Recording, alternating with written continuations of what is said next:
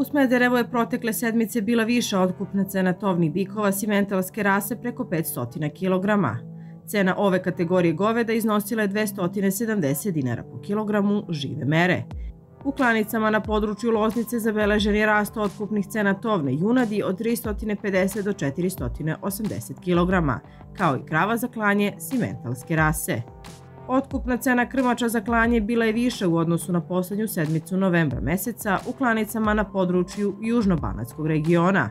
U Kikindi je uočen rast otkupne cene prasadi od 16 do 25 kg i pad otkupnih cena tovnih svinja od 80 do 120 kg.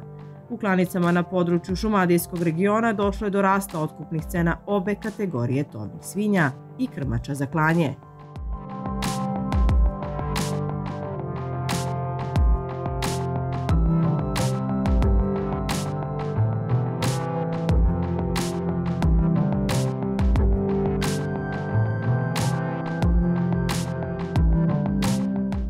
Pad cene jagnjadi i rast cene dviski i ovnova za priplod karakteristika je stočne pijace u Kragujevcu tokom prve sedmice decembra meseca. Za jagnjad su kupci morali da izdvoje 310 dinara po kilogramu, za dviske 160 dinara po kilogramu, a za ovnove 40.000 dinara po grlu. U klanicama na teritoriji Loznice zabeležen je rast otkupnih cena jagnjadi i ovaca, pošto je otkupna cena jagnjadi iznosila 300 dinara po kilogramu, a ovaca 140 dinara po kilogramu.